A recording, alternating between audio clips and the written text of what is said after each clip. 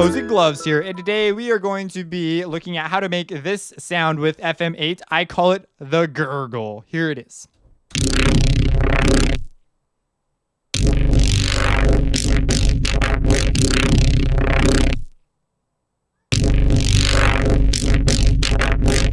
So it is a pretty beefy sound. It is a very cool sound. I actually have a track to demonstrate it as well.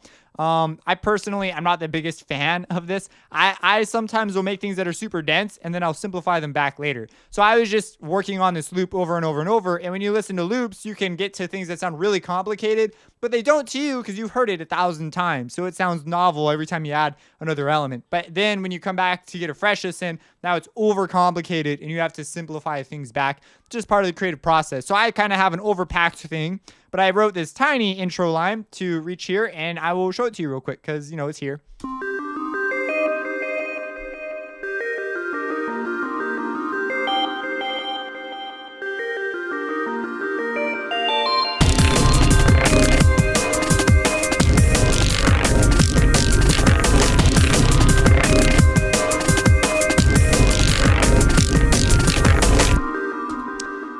So that's what's going on. Now, of course, we're going to spend our time focusing on that. But if you had to hear that, that's what's there's just a lot going on. I need to simplify it. And I also, this guy could use some work. He sticks out a little more than I want him to. Okay, so let's talk about the gurgle. So it starts off with the patch. The story begins a long time ago in the land of FM8 with an FM8 known as the Gurgle. And it is simply serial FM configuration. So if you don't know about FM synthesis, I have a whole series for it called, I think it's just called Learn FM Synthesis. I think that's like the name of it, Learn FM. So go check that out if you want to know. But without the effects, you'll be surprised at what this can sound like. Without the effects, it sounds like this.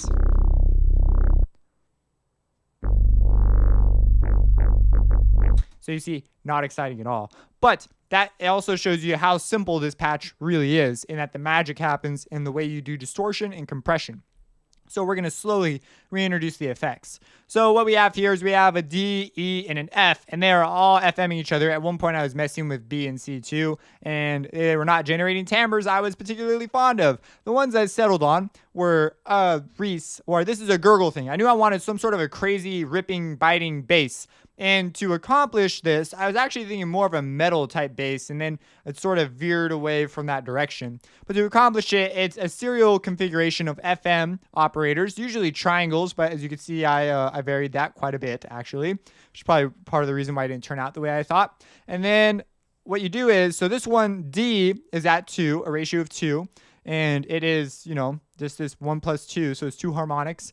Going into E, which is just a sine wave at a ratio of 1, going into F, which is at a ratio of 2, and it is just a sine wave. And when you're all done, you get something like this. And then by modulating E and F,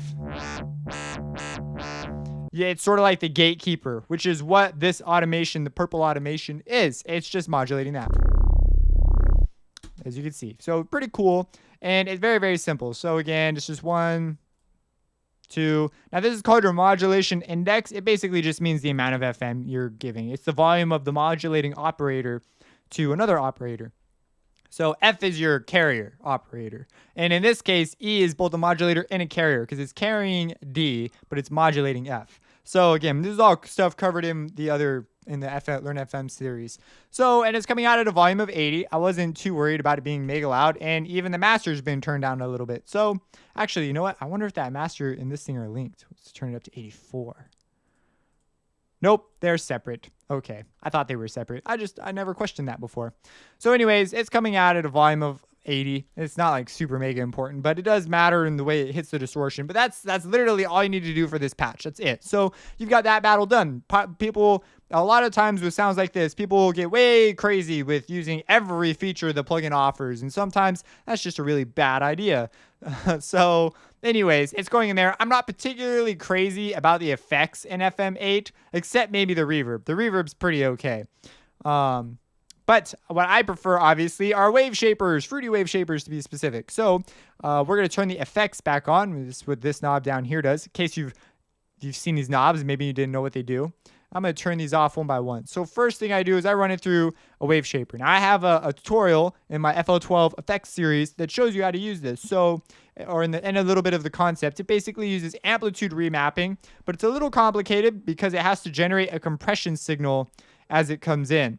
Or not necessarily a compression signal. It's a little bit different than the way Maximus does things, because as the line comes in, that's showing your amplitude of the signal. But it's read at a really fast rate all the time, so it can affect single cycles of your signal, which is what this particular distortion unit is doing. And they show you by where they put the line. And so it's a little misleading also because this area down here, spectrally, a lot of your content will be softer. So this area down here, the higher frequencies, even though it doesn't always look like it, are usually the softer ones in the spectrum.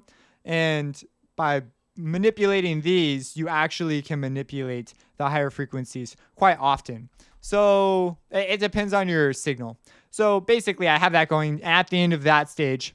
I automated that thing. I'm not sure if I covered that. I automated this. Yeah, I did cover this.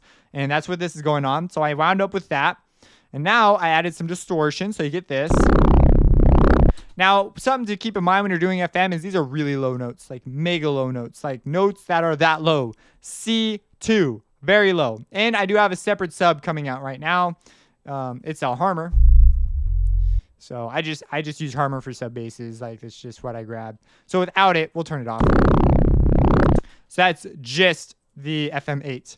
So that's what you get after the distortion. So some, getting along the lines of what I want. I'm like, ooh, that's kind of greasy. And I know I'm going to introduce delay at some time because I was going for a metal type feel.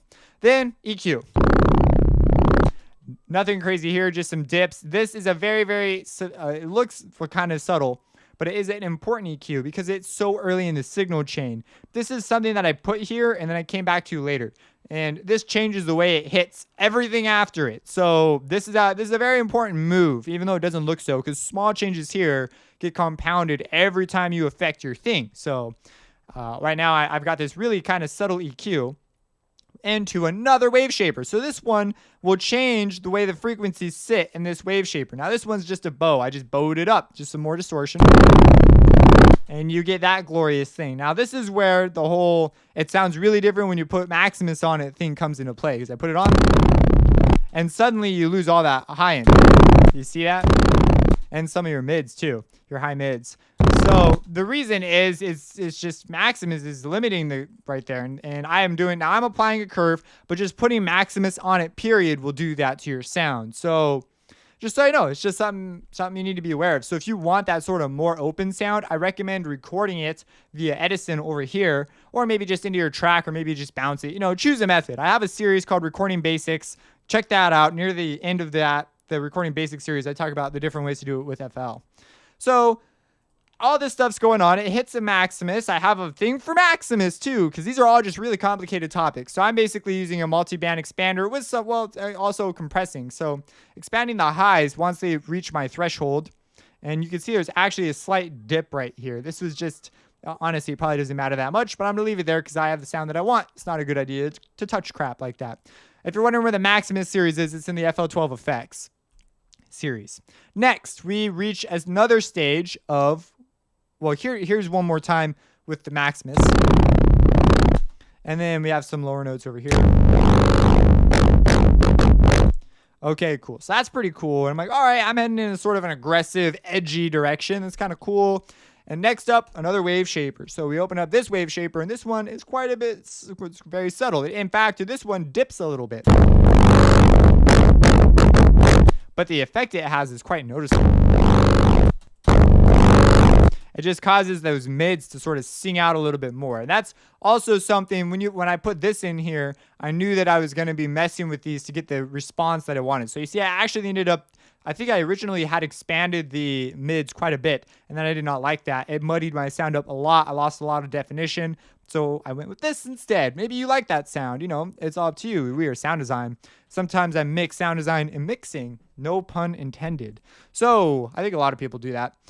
Next up, we have delay. So this delay, I purposely chose this delay plugin. And yes, it's covered in the FL12 effects series too. Go figure. They're all effects in FL12, so they're probably in that series. So what's going on here? Now, the metallic sound is usually accomplished by basically when you run a sound against itself, it creates a comb filter, and it creates basically spikes and resonances, and because it's a series of spikes, you get a metallic kind of feel from it, because the harmonics that are emphasized are usually not very relatable to the fundamental, because your original sound was relatable to the fundamental. So when you manipulate that, you get some interesting results.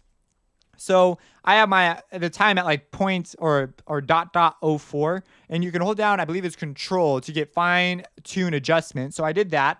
So it's there. And then the cutoff's really cool. They allow you to filter your feedback signal. So I have the cutoff right around there. It's where I wanted it. So it's not affecting the highs really. If you affect the highs, it becomes a really noticeable effect. And I did not want that as I was going. It was just a timbre I didn't like. I did experiment with it, but I just didn't like it. The input volume, I don't think I touched any of these knobs. And then the volume and the feedback's normal, nothing crazy. So with the delay on, you see it's a great way to manipulate. Oh, that's with delay off. That was just me talking out my butt right there. So here it is again with the delay on. So you could totally hear the delay. It's normally it's very noticeable effect. So here's it without it. Here's it with it. So that may or may not be a timbre that you want. It just rubs. I like the way it rubs in this case. I was going for that. So I knew this is something you can pretty much always expect delay to do something along those lines. So I knew that was what I was going to get. Now, if you change the timing, so I'm going to hold down control, and you see at 0.3 will sound super different because of the way it filters. If I go to 0.2, 0.1, 10 of these 0.01. So any one of these could like treat your fancy. Like, I don't even know. I'm going to stick with 0.4. That one sounds pretty cool. But you see, you got a whole variety of changes. Maybe you could record several passes for your track at each one. So 4, 3, 01, 02, 03, 04, 05, however long. And then you can use various rips from the different timbres. So you get a huge amount of timbres out of your one sound. That'd be kind of cool. Then I've got this EQ. Now this EQ is quite a work of art, if I do say so myself. It is basically a bunch of dips and boosts. And what these guys are doing is they are responsible for different parts of this curve. And then I automated all these things together. Now, hey, why are you not moving? Is this the wrong EQ? It's this EQ. So it's this one that's moving. Because I was like, okay, because I heard it. So anyways, you see there's some boosts and curves, and it just creates a lot of movement, very organic. Now, I am repeating it repeatedly here. So there are a couple of variations. Like here is, no, it's the same thing. But throughout your track, you would ideally, you'd vary it up a little bit. And it just creates different timbres and tones. It's boomy for a second, but then not boomy the next. So if you're like into really clean mixing, that may or may not be something you like, but you can come in here and finesse it. You do have to sort of pay attention. Did I have like a specific thing? Like I was like, oh, these are my highs, lows, mids, la, la, la. Nope. Heck no. I ain't got time for that. So I was just being creative. I was just messing it up until I got something that sounded kind of cool and worked. And that's what I went with. So that is what's there. And then finally, we have one more EQ.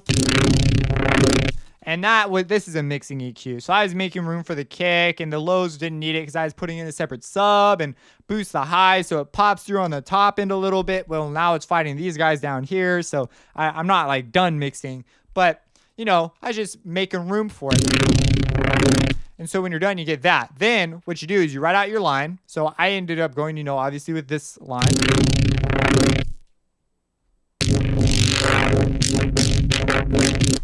So that's pretty cool. And then I added in a sub. So I just layered the sub on the same notes. So it's just C and G. So you see it keeps that low and like really bomb. And so it's just really solid, a really solid bass, which is, we like solid basses.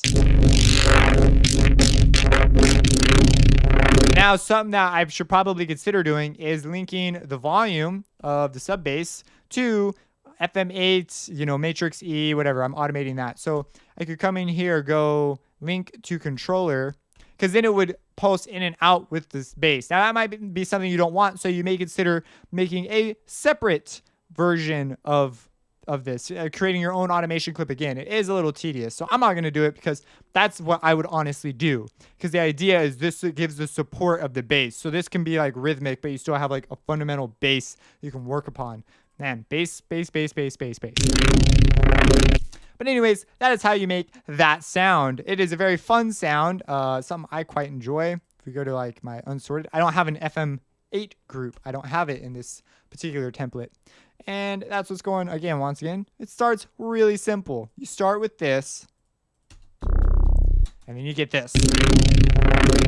Now, yeah, that's it. That's all I have to say about that. When you're mixing, you want to be careful about taking this down.